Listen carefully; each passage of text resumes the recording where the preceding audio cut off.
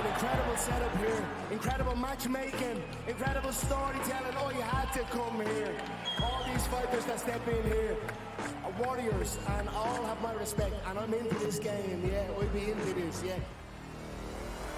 And we are live here in the Maverick Center, here in Salt Lake City, Utah. Folks, what a night. It is going to be historic indeed for BKFC 56. Whoever's the king of violence right here, this is going to be a great fight. Early on the top, right hand from my buddy, double jab. Who's the king of violence? I am! Combat fighting in its purest form, bare knuckle fighting in the city of angels. 80 seconds remaining. We've got the biggest announcement in the BKFC history we're about to make, so let's make that announcement. What's up, Knucklemania? The notorious Conor McGregor here. Ladies and gentlemen, the huge announcement that I have for you today. Conor McGregor, myself, and McGregor Sports and Entertainment is now an owner of Bare Knuckle Fighting Championship. Welcome to the big leagues. David Feldman, babies and dick. He's now an owner of BKFC with us, and we're going to take this motherfucking thing all the way to the top now.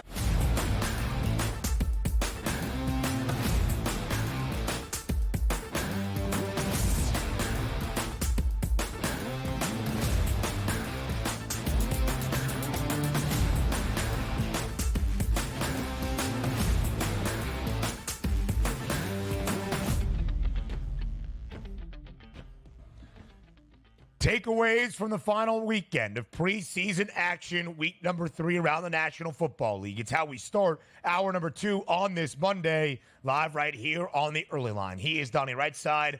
I am Ben Stevens. 2 more hours to go up until 11 a.m. Eastern time. We've got some PGA Tour and golf recaps coming up in just a little bit as we enter the third and final leg of the FedEx Cup postseason this week at the Tour Championship at Eastlake in Atlanta. Women's Open Championship yesterday, and Lydia Ko continues her sensational summer. And how about the final Grand Slam of the year? Our producer extraordinaire and tennis aficionado, Joe Friezo, steps out from behind the scenes and in front of the camera to get you set for the U.S. Open in Queens that starts today. Donnie's got the hard-hitting questions that you need to know. We'll talk some National Football League futures later on in this second hour, now that the preseason is in the books as well.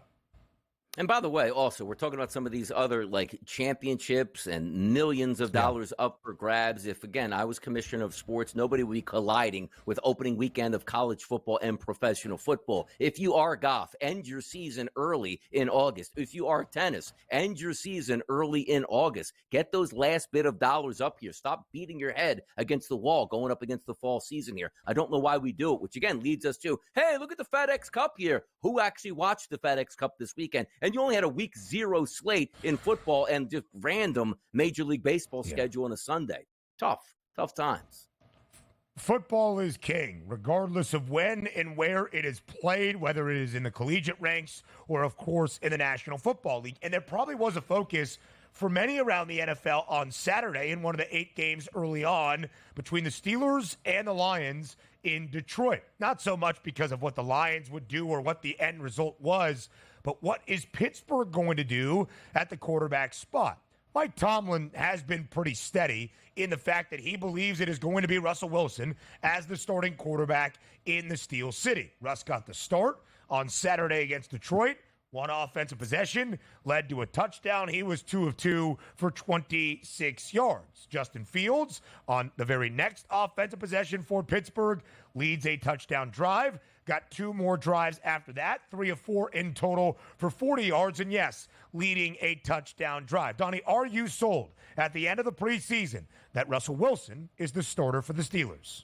I'm not sold on it either way because I don't like the way they handled it. But also, Mike Tomlin in that post-game press conference sort of made me laugh. If I want to paraphrase, I think he said, like, that might have been the greatest drive I've ever seen by a professional quarterback, Russell Wilson's 2 for 2, which ended in a 31-yard run by Cordero Patterson. Boy, he's ready to be the starter of our football team. And Fields basically did the exact same thing. It looks way more athletic than Russell Wilson does. But we were the one, say it if you will here, for the Pittsburgh Steelers. They told us early on Justin Fields has absolutely no shot to be our starting quarterback in week number 1. And it looks like that's going to hold true at this point, just based on Tomlin's post-game presser. But said, boy, what a leader that was out there going up against fifth-string defense and leading us to a touchdown drive finally here. That was impressive.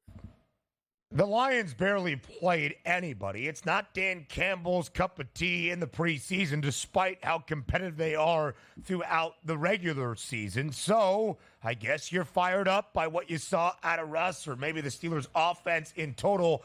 They did lose the game to the Lions, I believe. Let me check that score just to make sure that they did lose. They did, right? 24-17, Detroit on top. Hendon Hooker back for Detroit this preseason. He was a day 2 pick last year for the Lions after a sensational 2022 at Tennessee before his season came up short with a torn ACL. He looked pretty good throughout the preseason, confirming that backup spot, I would believe, in the Motor City behind Jared Goff. Again, Russell Wilson, probably the starter. It's a reunion of sorts for Arthur Smith in Atlanta. The Falcons host the Steelers in 2 Sundays at home as a 3-point favorite. What's to make of Trey Lance? Is he the future in Dallas if they cannot sign Dak Prescott to that long-term extension? It's not like Lance is under contract entering next year either, and I don't think he's going to be. 5 interceptions on Saturday against the Chargers. He played all game, so some of the sums and the numbers, 323 passing yards, 49 attempts, 39 completions, 90 yards on the ground, and 2 touchdowns look okay. But 5 INTs for the Cowboys and Trey Lance against the Chargers this weekend. Yeah, and if you were playing in a fantasy football league that didn't go negative when you throw interceptions, he was fantastic. 323 and a touchdown in the air, 11 carries, 90 on the ground and a touchdown. That's great, but this is exactly what you worry about Trey Lance. Understand it. He hasn't played a lot of football since being a professional, but that doesn't mean you get into a game, it's like, hey, we're going to let you throw 50 times. Just throw it all over the place, and it doesn't matter to what jersey, because that's what looked like was happening. All those times under Kyle Shanahan, the fun I used to have when it used to be preseason camp or OTAs. You never even got the fake planted report out of San Francisco that goes, this kid looks amazing in practice, even when he's bad, when most teams will do that. You never heard anything, and I guess this is the reason why. He's just not a professional quarterback. All the talent in the world, and yes, maybe injuries did derail some things, but you should not be having your showcase game, I'm the backup quarterback, watch me be willy-nilly with the football and throw 5 interceptions. And we're not talking about, the steel curtain defense of the 70s from the Steelers. You're talking about no starters on the Chargers picking you off left and right. And this was a Chargers team that got locked in an elevator for close to 2 hours over the weekend as well. Did you see Jim Harbaugh's reaction and his quote post-game to his team being locked in an elevator together, including quarterback Justin Herbert? Oh, Harbaugh is just the best, man. The way that he just speaks about the world in times when it revolves solely around football is hysterical. He was jealous of the 10 to 12 guys that got stuck in the elevator together, said it was a great bonding experience for the Bolts. They were in there, no AC, no airflow for up to 2 hours. Everybody came out. They were sweating, not Justin Herbert, which showed to his new head coach, Jim Harbaugh, that the leader of the Bolts is cool under pressure. I mean, it was one of the all-time football guy isms out of Jim Harbaugh in terms of the LA Chargers getting caught in an elevator for up to a couple hours.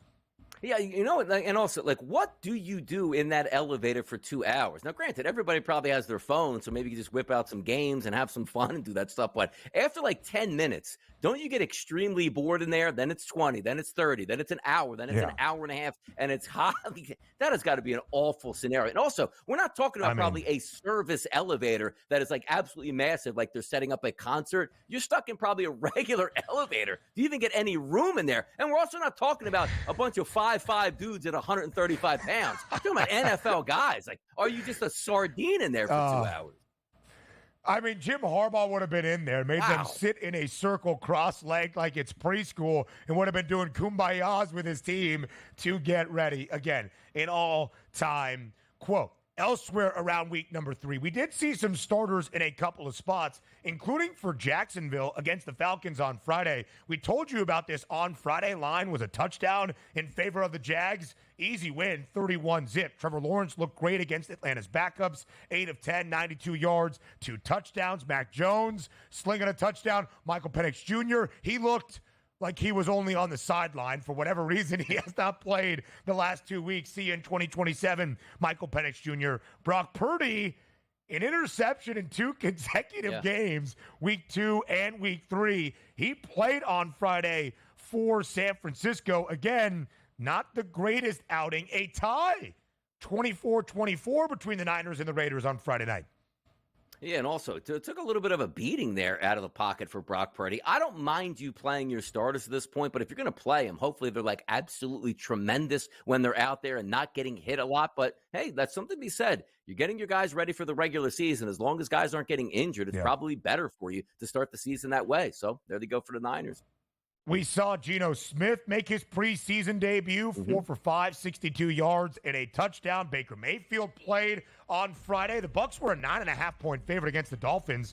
They won that football game and covered by 10. Bryce Young not bad as well over the weekend. Some golf next on the early line.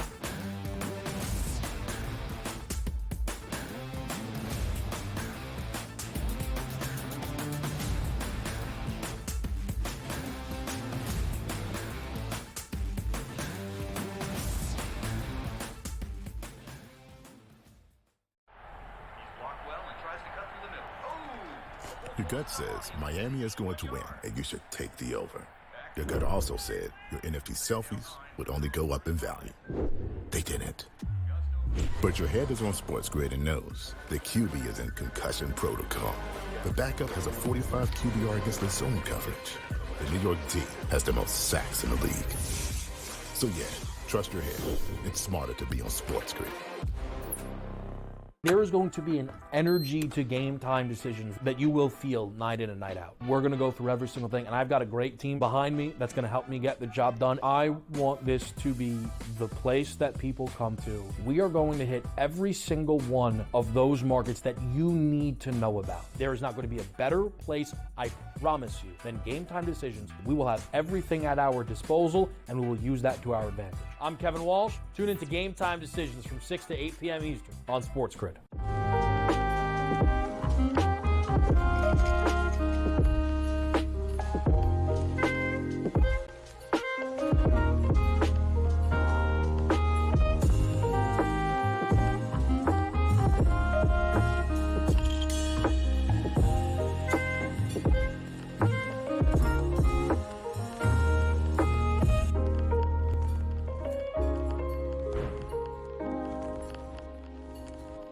Sharpest football contest show in the land. The Las Vegas Football Contest Show focuses on Circus Sports Million, Circus Survivor, and the Westgate Super Contest, handicapping the games and releasing our contest picks every week of the season.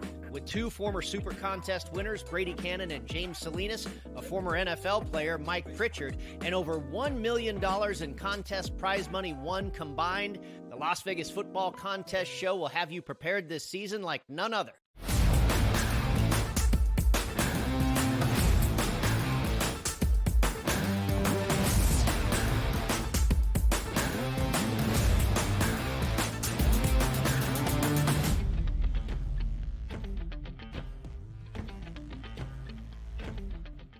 Tidying up some final news after the preseason in the National Football League. Now that the preseason is done, roster decisions around all 32 training camps need to be made throughout the week. Now, as we have looked at the Denver Broncos quarterback situation in the Mile High City, last week, Bo Nix won the job despite being listed as the third-string quarterback in the initial depth chart. The Broncos will be riding high with the 12th overall pick in 2024. We did not see Bo Nix yesterday as the Broncos completed their perfect 3-0 preseason, 38-12, the finale for Denver over Arizona. We did see Jarrett Stidham for a possession, and then Zach Wilson looked pretty darn good. Does he still have it? People will be asking for the second pick of the 2021 draft for many years to come. Sean Payton talking about the three quarterbacks in the Mile High City saying, quote, I see all three making it, and quote, it being that final 53-man active roster. Does that make sense to you in Denver? It does make sense to me. Bo Nix should be your starting quarterback, and it will happen. By the way, the NFL Network put out a tweet. I guess somebody talked to Jarrett Stidham, and it says, quote, very disappointed he lost the Broncos starting battle to Bo Nix. Let me tell you something, Jarrett Stidham, how your career is supposed to work here. Nobody expected anything out of you here. So you know what? Congratulations. If you would have beat Bo Nix out and played like the first 4 games and absolutely stunk, you wouldn't be playing in the NFL anymore. You should actually be saying, I'm very happy that Bo Nix looks like he might be really good because I can hang on as a backup quarterback for the next 5 to 6 years in Denver with Sean Payton and never actually have to play to show I'm not really a good quarterback. That's how that tweet should read here. You should be happy you lost that job because you probably would be out of the league after week number 5. How about that, Jared? You crack me up because some of the things that you decide deserve a take or to really have a thought on. Correct. And this is the perfect example of it. The full quote from Stidham, quote, I know I'm a starting quarterback in this league. I have zero doubts about that. And it doesn't just shake out my way. But I know what kind of player I am, kind of person I am. And, quote, I mean, you know, I think Donnie said it pretty well right there. You love the fire, right? You love the competitive nature I like the fire. out of this athlete in Jarrett Stidham. You want that to be his mentality. It elevates Bo Nix to be better theoretically. But Bo Nix should have been the starting quarterback from week 1. Sean Payton decided he would list him at 3rd string on the initial depth chart, maybe light a fire under the 12th overall pick in Nix. He has won the job, and rightfully so. Jarrett Stidham has 4 career starts during his NFL career with, I believe, the New England Patriots in all 4. Zach Wilson, 2 touchdown tosses, and the Raiders as well for Jarrett Stidham. Oh, Jarrett Stidham was the guy that came in week 16 or week 17 for Derek Carr that let us know that Carr was going to be sent to Las Vegas, if I'm not mistaken. Maybe you are mistaken. So, yeah, hopefully Joe can answer that question. I'm certainly not going to. All right. Listen, it's good. Yeah. And he started 2 games for the Broncos, so he's only made 1 start for the Pats. Never for the Patriots. All right, good. See that? Look, see that, Jared? We get to talk sidetrack. See that, Jarrett Stidham? Now I'm mad at you, Jarrett Stidham. You're making me look foolish on national television. I don't appreciate that, Jarrett. I blame you solely for it. A couple of other moves around the National Football League. The Browns expected to leave Nick Chubb on the PUP, the physically unable to perform list, which means he is ineligible to be active during the first 4 games of the season. That came out this morning, Donnie.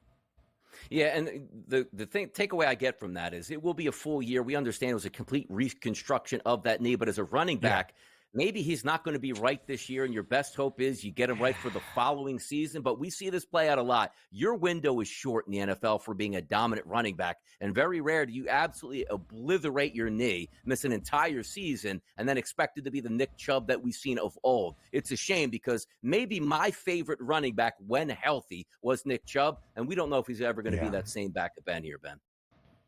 I believe, DRS, he signed a big deal with the Browns back in 2021. They restructured some of his deal to take him through this year. He is an unrestricted free agent, if I'm not mistaken, entering next season. And again, he is 29 years old, coming off his 2nd significant knee injury, suffered one during his collegiate days at Georgia.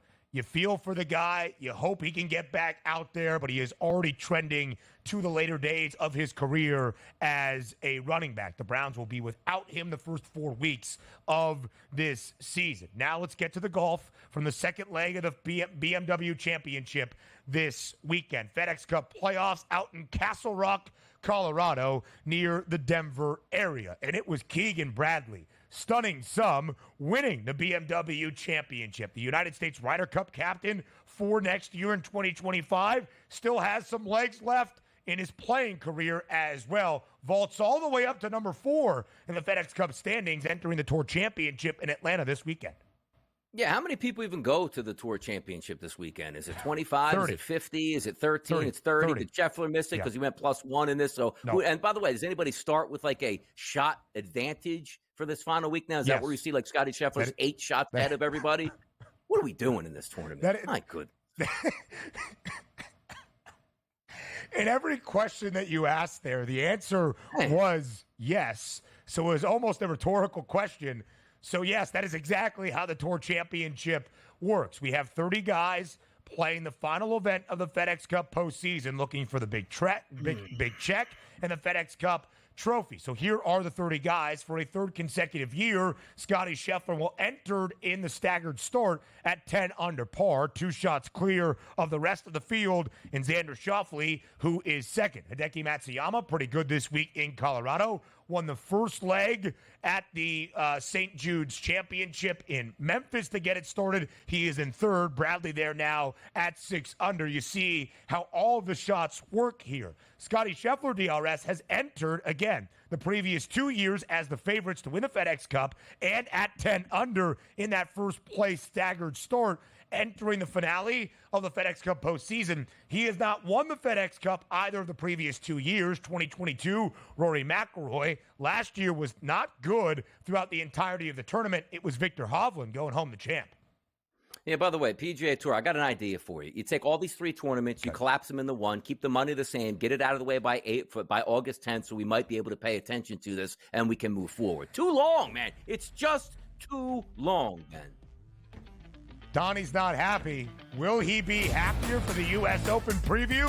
Joe Friezo joins us next.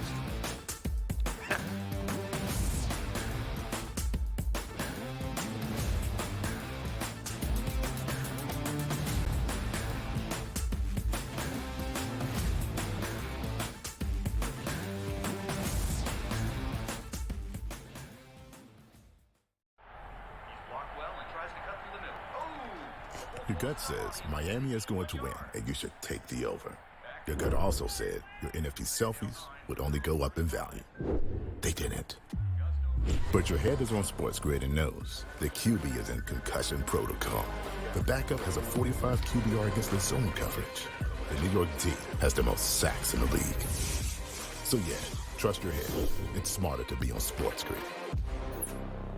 There is going to be an energy to game time decisions that you will feel night in and night out. We're going to go through every single thing, and I've got a great team behind me that's going to help me get the job done. I want this to be the place that people come to. We are going to hit every single one of those markets that you need to know about. There is not going to be a better place, I promise you, than Game Time Decisions. We will have everything at our disposal, and we will use that to our advantage. I'm Kevin Walsh. Tune into Game Time Decisions from 6 to 8 p.m. Eastern on SportsGrid.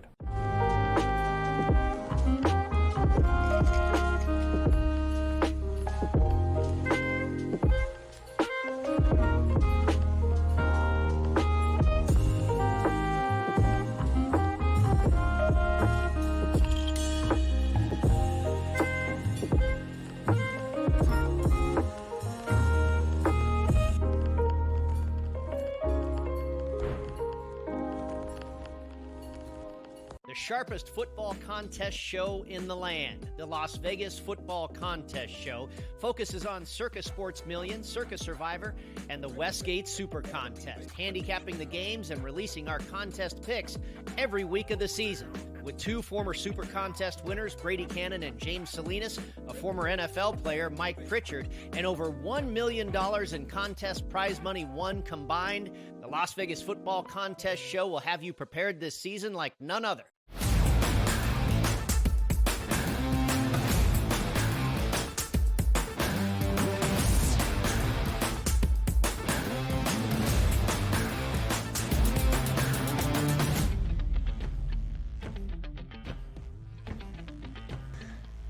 There are many things that you can categorize our producer, Joe Friezo, here on the early line as a producer extraordinaire, the stat man, a witty guy. How about a tennis aficionado that joins us here bright and early on this Monday on the opening day of action at the final Grand Slam this year in tennis at the U.S. Open. Friezo, happy to have you here on this Monday on the early line.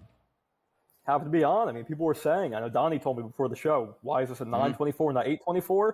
We moved it back up, put it right in the middle of the show, where I belong. I mean, almost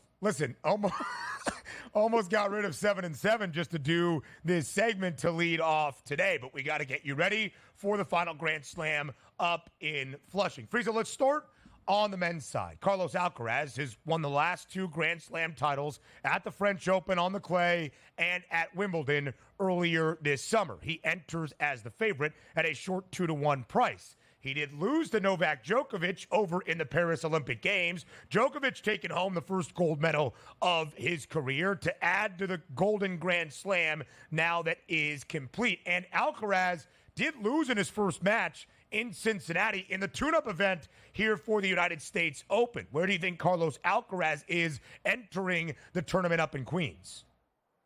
He's got to be the favorite. I mean, he is the favorite. He's the rightful favorite, in my opinion. He's my personal pick. He has actually had, I think the U.S. Open has been his best Grand Slam. He made the quarterfinals on his debut at 18 years old. He won the title in 2022. Last year made the semifinals. And just his performance in best-of-5 matches has been what sets him apart. He is, since he won that Grand Slam for the first time in 2022, 42-3. So that's why I give him the edge. He is my favorite for sure. Djokovic obviously got the easier half of the draw, which is the concern for Alcaraz. He would have to beat either Medvedev or Sinner before, beat Djokovic in the final. But yeah, I think he's a rightful favorite at the top. He is my pick. I've been burned by Djokovic, as you well know, over and over this year. I'm not doing it this tournament. I'm going Alcaraz to beat Djokovic in the final. Joe, we take a look at the top 3 listed odds-wise here at the FanDuel Sportsbook. Alcaraz, Djokovic, and Sinner. Then you have Zverev, Medvedev, and Rublev. Talk about an American tennis player, Taylor Fritz, 60-1 to win this competition. Can we at least get American maybe into the semifinals or the quarterfinals? And what's the options here for some of the American guys here? Yeah, so Taylor Fritz is for sure the best American player in terms of the odds. But, I mean, you have a bunch of depth there. Frances Tiafoe, Ben Shelton.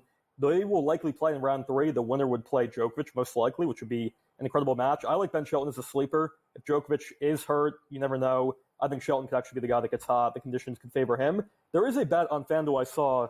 2 Americans in the semifinals. I believe on FanDuel, there's no gender attached to this. It looks like it's men's or women's. To just get 2 of the 8 semifinals at plus 650, I actually like that a lot.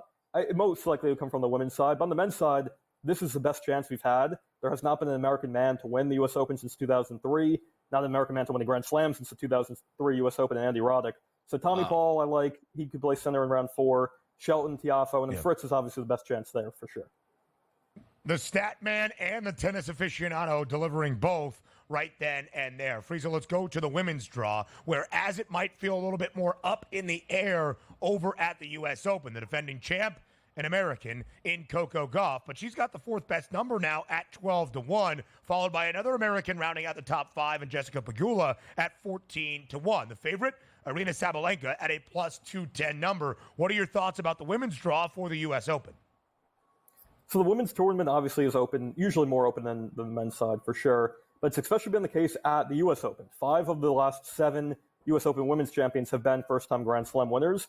That's why I'm going with Mira Andreeva as my favorite to win the title. Someone off the board, not off the board, she has the 6th best odds, but 17 years old, performed well in Paris, beat Sabalenka there, almost beat Iga in Cincinnati last week. I like her. Talking about the top of the tournament, Coco has really, really struggled this year. Obviously, the letdown in Paris. She was 1-2 in Cincinnati and Canada, so really not the form you want for the defending champ. Sabalenka is the rightful favorite. She's the best hardcourt player in the world. And then Iga has won this tournament before. I would really lean towards, Sabalenka as the favorite. I think Swiatek's got a chance, but I'm going to go with Andreeva to be my kind of sleeper, dark horse, 21-1 champion pick. Andreeva, 21-1 right there. You saw Joe Friezo's U.S. Open watch list. Let's flash it up once again so we can go through the picks. Friezo, take us through quickly here all of these selections. Alcaraz to win the title over Djokovic. I like that. That will be his 5th Grand Slam. Andreeva, as I mentioned, to win the women's title. Shelton is a sleeper. I think he could get hot. Maybe the draw opens up. Diane Schneider, I like her. She's actually had a very nice season this year. And then today, Chris Eubanks to win his match, some plus money at plus 126 in the first round. The tall, lanky American, Christopher Eubanks. Joe Friezo, thank you so much. Are you counting us out? No, that's Matt, our director here on this Monday. Friezo, thank you very much. More on the early line next.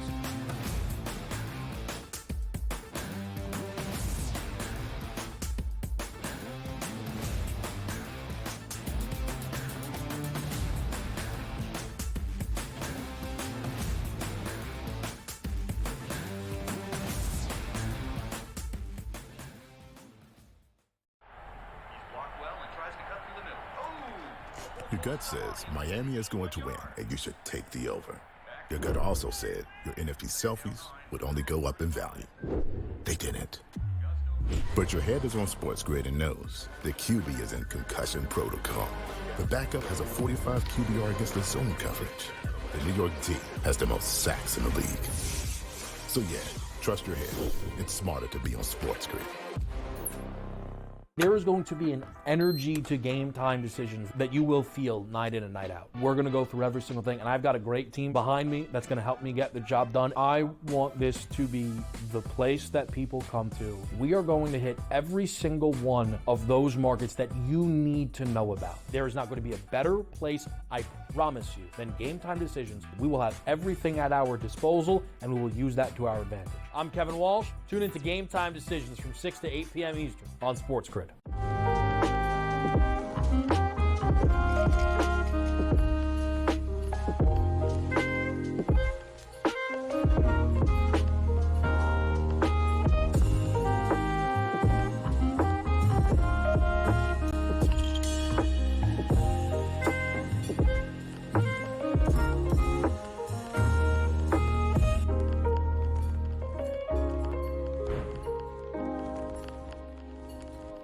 Sharpest football contest show in the land. The Las Vegas Football Contest Show focuses on Circus Sports Million, Circus Survivor, and the Westgate Super Contest, handicapping the games and releasing our contest picks every week of the season.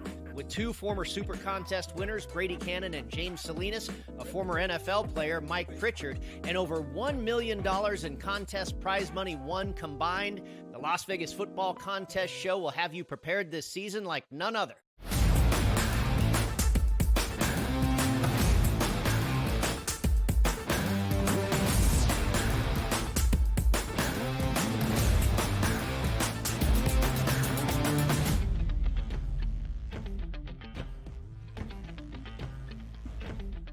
So the college football season in 2024 is now officially underway. Week 0, though, more of an appetizer for the full damn entree.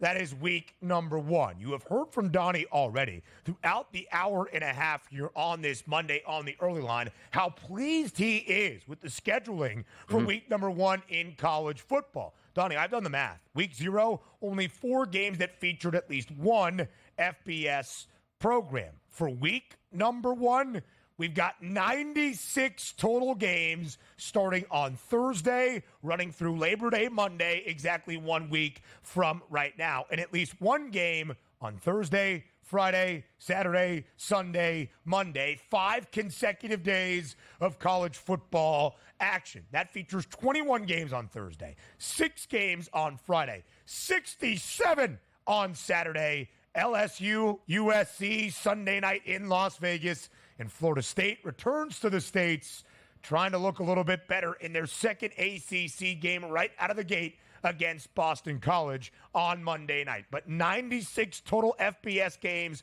come our way this week for week number 1.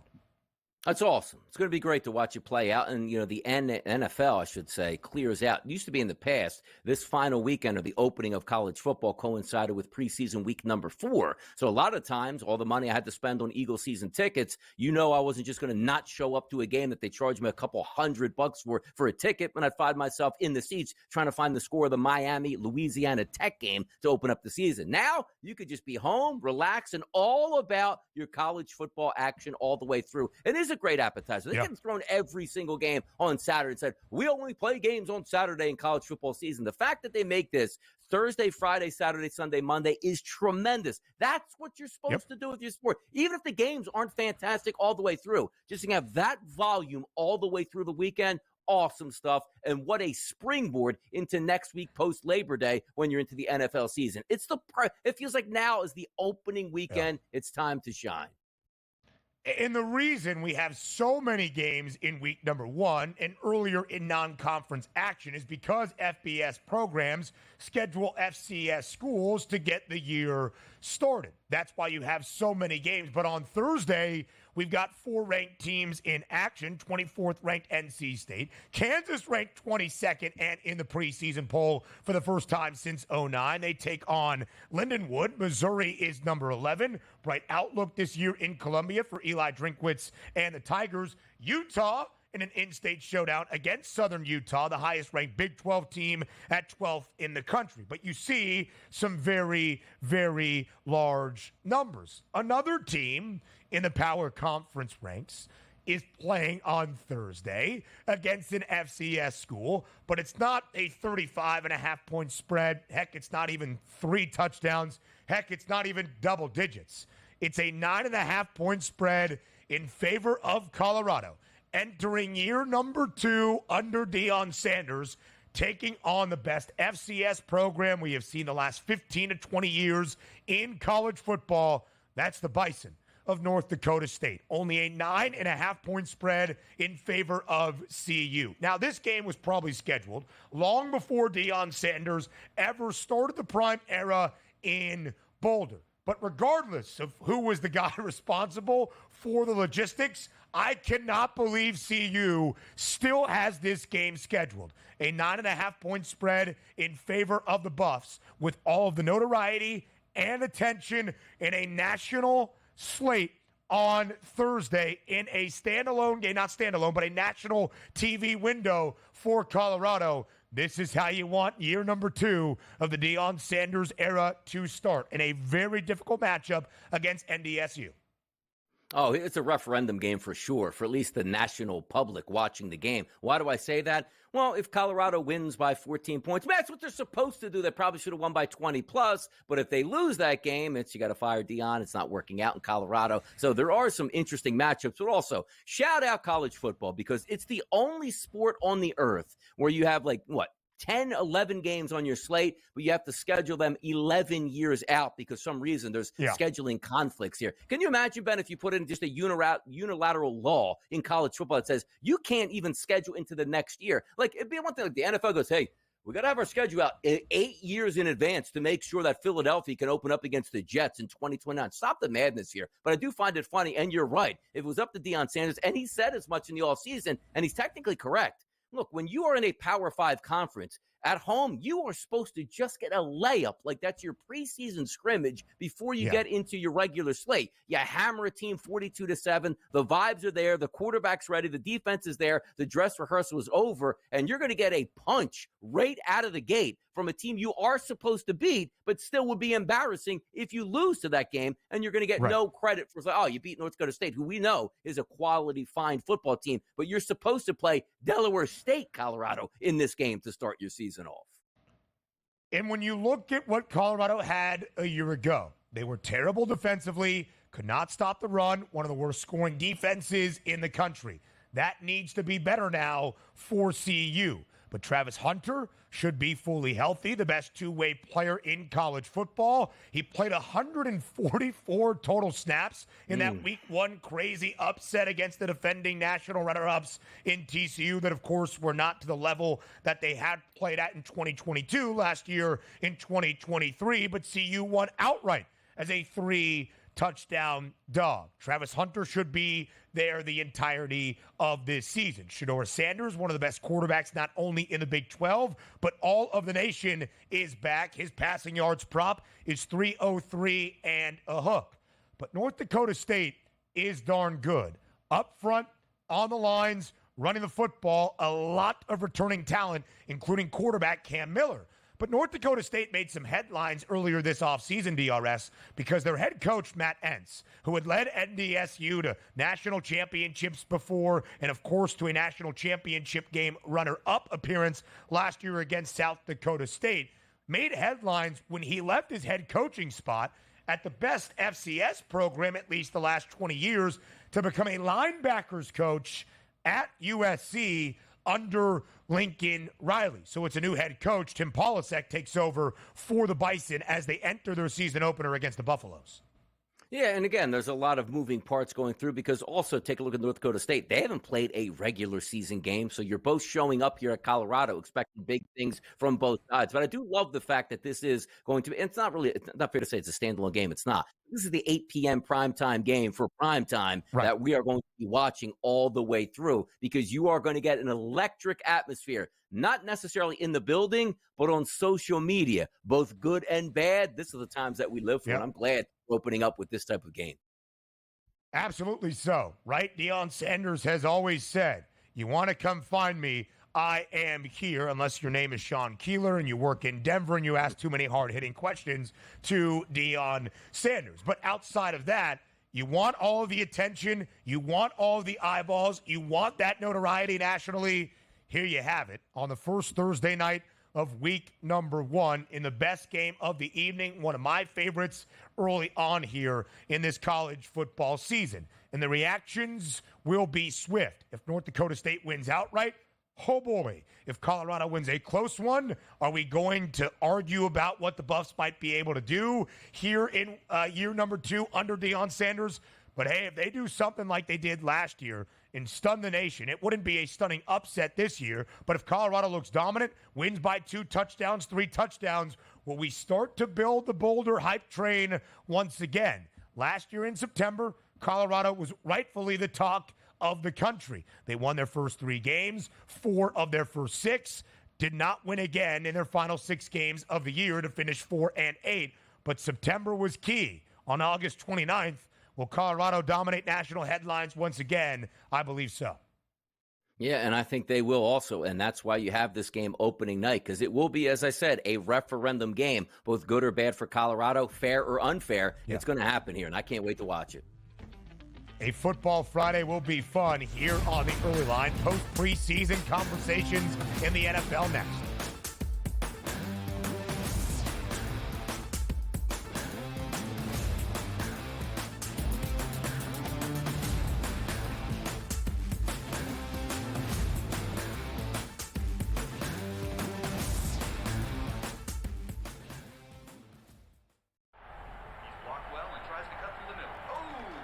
Your gut says Miami is going to win, and you should take the over.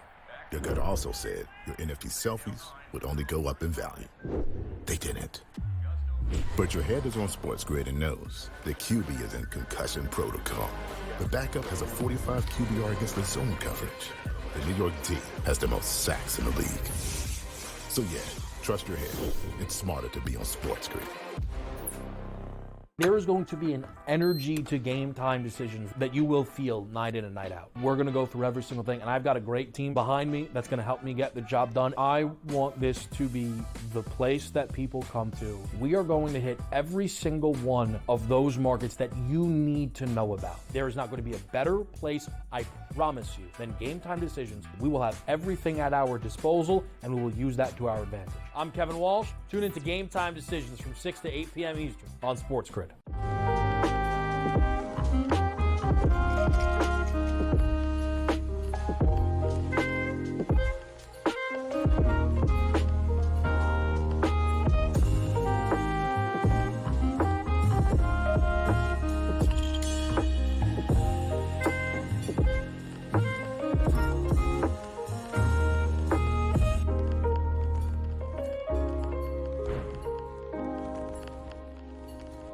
The sharpest football contest show in the land, the Las Vegas Football Contest Show, focuses on Circus Sports Million, Circus Survivor, and the Westgate Super Contest, handicapping the games and releasing our contest picks every week of the season.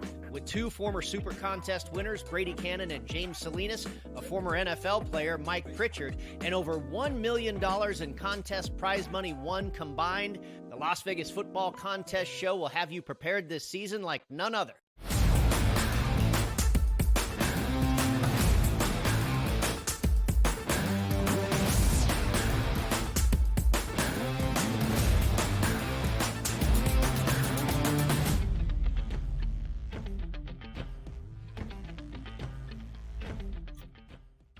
The preseason in the National Football League is now done. This week around the NFL, training camp comes to a close. And with the end of camp, you make your roster decisions to decide that 53-man active roster. There might be some moves that happen this week that surprise, some releases around the NFL that could present opportunities elsewhere. But then once those decisions are made, Donnie, and the 53-man roster is fully decided, it is a focus only on the regular season in week number 1 game preparation. So as we continue that momentum into a regular season, we have some fun continuously with the Futures Fusion on the FanDuel Sportsbook. Either a combination of bets that kind of looks like a season-long parlay, or using some of those fusions to put together our own match bets for conversations here on the early line. Sounds like a pretty fun Monday to me.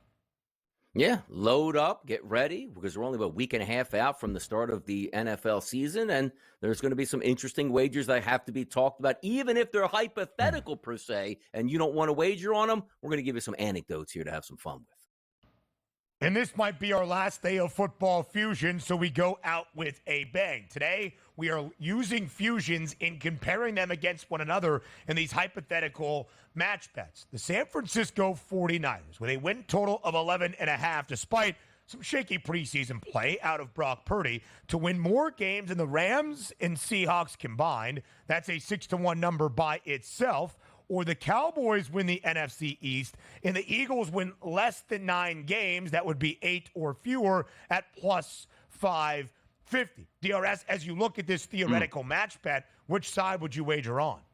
I think it's pretty easy here. So let's just take a look at both sides, right? The 49ers win more games than the Rams and the Seahawks combined, which you're saying horrendous football teams usually win 5 games in the NFL, which would mean that the Rams are horrendous, if you think that's the case. I necessarily don't think so. Or the Seahawks are horrendous, which, again, if you think that's the case, I don't really think so. That's 10 wins here. So automatically the 49ers would have to win more games, which means 11 from those teams. Let's just say the Rams are average, 8 and 9. The Seahawks are right around average, 7 and 10 at that point, as you line them up. What do we have to win? 16, 17 games here? That's not happening here. So the plus 600 would be off the table. Now you say, is there something better there? Absolutely there is. The Cowboys to win the NFC and the Eagles to win less than 9 games. So it's plus 550. The difference in price point, it's only 50 cents at that point. Let's factor into this. If the Cowboys win the NFC East, they're probably going to win 10 plus games, which means a minimum of 10 and 7. You look at the Philadelphia Eagles winning less than 9 games, which is 8 and 9, coming off the season where they absolutely imploded down the stretch. Now, I'm an Eagles fan. Do I think it's necessarily going to happen? But what happens if Jalen Hurts doesn't play that well? What happens if Vic Fangio's defense is really bad this season? Again, we're not projecting it to be that way, but if you have a 6-1 price and a plus 550 price, it's very feasible to say the Cowboys will win the NFC East and the Eagles could finish with 8 wins. That's feasible to me. So I'd rather bet that plus 550 price there on the Cowboys and the Eagles bet than the 49ers combination with the Rams and the Seahawks. Again, frankly, I'm surprised that 6-1 price is only 6-1 for that futures fusion between the 49ers and the Rams and Seahawks. That's one bet by itself. And then we compare it to the Cowboys winning the NFC East and the Eagles component as well. The Niners win total is 11.5. It is up there. Second highest in the NFL, only behind the Chiefs, also at 11.5. But San Fran has the juice on the under, KC on the over. But the Rams have an 8.5 win total. The over has the juice. The Seahawks have a 7.5 win total. Year number 1 of the Mike McDonald era up in the Northwest. The over has the juice. 9 wins at least expected for the Rams. 8 wins expected for the Seahawks. If that's going to be the case, San Francisco can't even better that, even if they went undefeated. So that's a very lofty expectation for San Francisco and terrible expectations for LA and Seattle. And again, it's a 6-1 price. The world that the Cowboys win the NFC East and the Eagles finish with less than 9 wins is not the craziest thing that has ever happened in an NFL season. And I can't believe it's only 50 cents less than that of the 49ers component of this futures fusion. I don't expect the Cowboys to win the NFC East. Not only the curse of winning the NFC East the year prior in that division, but the Eagles are just a better football team. 10.5 the win total for Philadelphia. How about Cooper DeJean? Little TFL over the weekend for the Birds. Preseason action, not just a safety. He's ready. I'm telling you, he's ready. He looks the part right now. I just would like the one thing that would really set it off in Philadelphia, and I know it can't happen, but could Darius Slay give up the number 2 and just throw that over like Cooper DeJean as a single-digit player back there? I mean, that would really just set things off. You want to talk about a jersey that would be bought from everything? That would just be tremendous at that point. Yeah. Can you imagine the Darties at Temple and around Philadelphia? Not Villanova, that school's no fun. But elsewhere around in Philadelphia, the Cooper DeJean jerseys that are going to be making their way out there, especially if the number was 2. Wow, that would be something. Second Futures Fusion. The Giants and the Jets played each other in the preseason finale at MetLife. No Daniel Jones, no Drew Lock, only Tommy DeVito, no Aaron Rodgers for the New York Jets. The Jets picked up a victory over the G-Men. So we compare the two New York teams here once again. The Giants win at least 3 more games than the Jets at 12-1. Again, I can't believe that's just 12-1. The Bears and the Commanders combined for 25-plus wins. That's 50-1.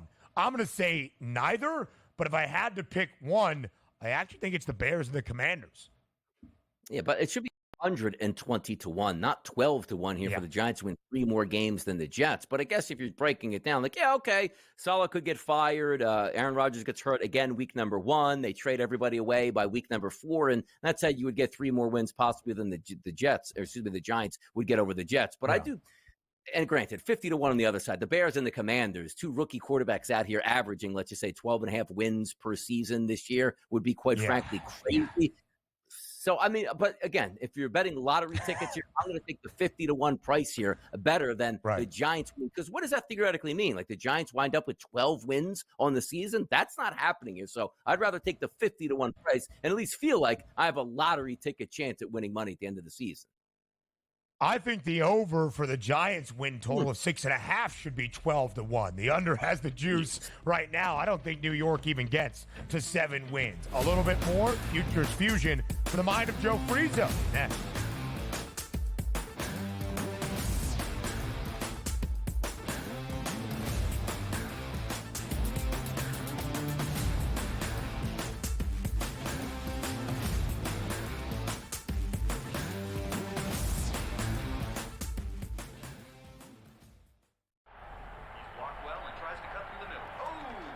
Your gut says Miami is going to win, and you should take the over.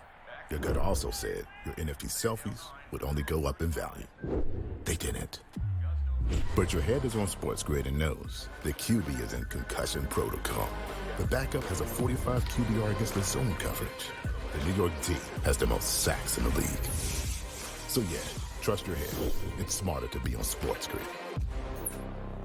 There is going to be an energy to game time decisions that you will feel night in and night out. We're going to go through every single thing, and I've got a great team behind me that's going to help me get the job done. I want this to be the place that people come to. We are going to hit every single one of those markets that you need to know about. There is not going to be a better place, I promise you, than Game Time Decisions. We will have everything at our disposal, and we will use that to our advantage. I'm Kevin Walsh. Tune into Game Time Decisions from 6 to 8 p.m. Eastern on SportsGrid.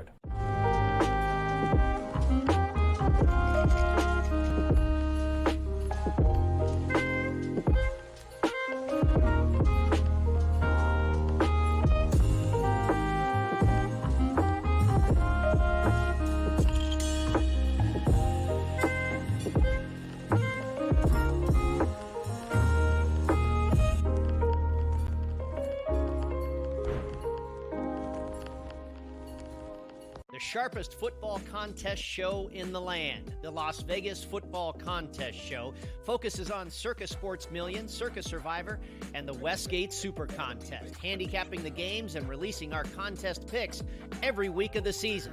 With 2 former Super Contest winners, Brady Cannon and James Salinas, a former NFL player, Mike Pritchard, and over $1 million in contest prize money won combined, the Las Vegas Football Contest Show will have you prepared this season like none other.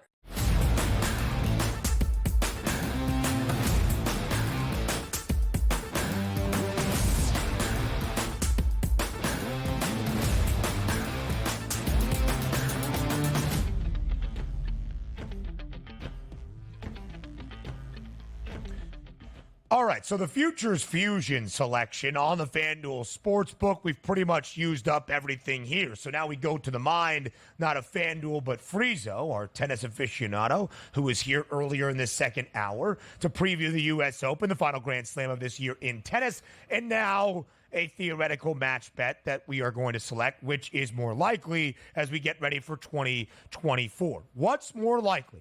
Josh Allen never wins an MVP award, or Lamar Jackson never makes a Super Bowl.